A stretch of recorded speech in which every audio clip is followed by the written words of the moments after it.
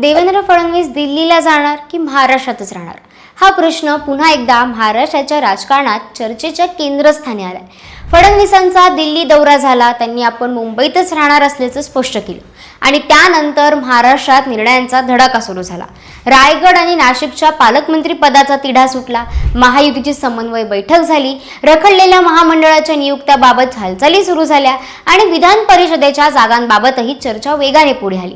म्हणजेच फडणवीस सध्या महाराष्ट्राच्या राजकारणात पूर्णपणे सक्रियच असल्याचं चित्र आहे. पण याच काळात भाजपच्या संसदीय मंडळात फडणवीसांना स्थान मिळण्याची चर्चा सुरू झाली आणि इथूनच एक मोठा प्रश्न निर्माण होतोय. फडणवीस खरंच दिल्लीला जाणार नसतील तर राष्ट्रीय राजकारणात त्यांचं महत्त्व एवढं का वाढतंय आणि उद्या त्यांनी दिल्लीची जबाबदारी स्वीकारलीच तर महाराष्ट्रातील सत्ता नेमकी कोणाच्या हातात जाणार? चला या संपूर्ण राजकीय गणिताचा एक एक थर समजून घेऊया. सगळ्यात आधी एक गोष्ट समजून घ्यावी लागेल. भाजपच्या संसदीय मंडळात स्थान हे साधं संघटनात्मक पद नाही.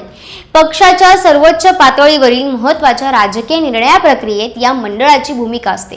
त्यामुळे फडणवीसांना अशा पातळीवर स्थान मिळालं तर दिल्लीतील त्यांचं राजकीय वजन नक्कीच वाढेल. पण राष्ट्रीय पातळीवर महत्त्व वाढणं आणि महाराष्ट्र सोडणं या दोन वेगळ्या गोष्टी आहेत.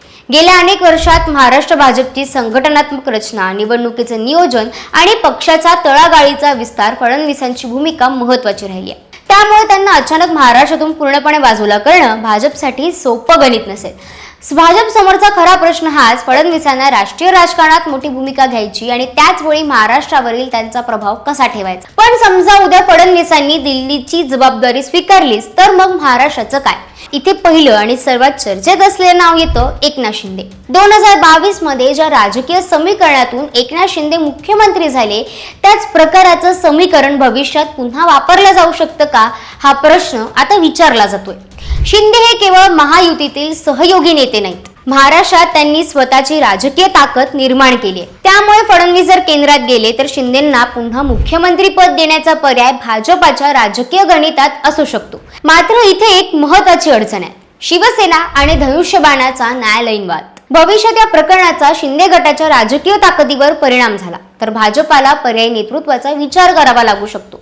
अशा परिस्थितीत भाजप स्वतःच्या पक्षातून मुख्यमंत्री देण्याचा पर्याय अधिक गांभीर्याने पाहू शकतो.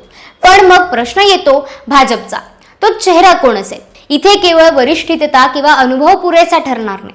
महाराष्ट्रभर स्वीकारार्हता, पक्षाच्या संघटनेवर पकड, केंद्रीय नेतृत्वाशी समन्वय आणि महायुतीतील इतर घटकांशी जुळवून घेण्याची क्षमता, या सगळ्यांचा विचार करावा लागेल. कारण फडणवीस दिल्लीला गेले तर फक्त मुख्यमंत्री बदलण्याचा प्रश्न नसेल. भाजपला महाराष्ट्रातील आपलं पॉवर स्ट्रक्चर पुन्हा संतुलित करावं लागेल आणि या ठिकाणी आणखी एक राजकीय शक्यता चर्चेत येते, 3 उपमुख्यमंत्र्यांचं मॉडेल. सध्या महायुतीमध्ये 2 उपमुख्यमंत्री आहेत. जर भाजपने स्वतःचा मुख्यमंत्री दिला आणि विद्यमान 2 उपमुख्यमंत्र्यांना कायम ठेवलं तर राज्यात 3 उपमुख्यमंत्र्यांची रचना निर्माण होऊ शकते. हा पर्याय निश्चित आहे असं म्हणता येणार नाही, पण वेगवेगळ्या सामाजिक, प्रादेशिक आणि राजकीय गटांमध्ये सत्ता संतुलित ठेवण्यासाठी असा पर्याय विचारात घेतला जाऊ शकतो. पण या सगळ्यांपेक्षा भाजपसाठी एक अधिक संवेदनशील मुद्दा आहे फडणवीसांचं स्वतःचं राजकीय नेटवर्क आणि संघटनात्मक प्रभाव. समजा फडणवीस दिल्लीला गेले आणि महाराष्ट्राची सूत्र एखाद्या नव्या नेत्याकडे दिली तर त्या नेत्यानं स्वतःचं स्वतंत्र राजकीय केंद्र तयार केलं तर? कारण राजकारणात आज एखादा नेता कोणाच्या जवळचा आहे यापेक्षा उद्या त्याची स्वतःची ताकद किती निर्माण होते हे अधिक महत्त्वाचं असतं. त्यामुळे भाजप समोर दुहेरी आव्हान असेल. महाराष्ट्रात मजबूत मुख्यमंत्री हवा, पण त्याच वेळी केंद्रीय नेतृत्वाशी समन्वय राखणारा आणि महायुतीचं सध्याचं समीकरण बिघडवणार नाही असा चेहरा हवा. आणि इथेच फडणवीसांची भूमिका पुन्हा महत्त्वाची ठरते. कारण ते राष्ट्रीय पातळीवर गेले तरी महाराष्ट्रातील त्यांचा राजकीय प्रभाव एका दिवसात संपणार नाही.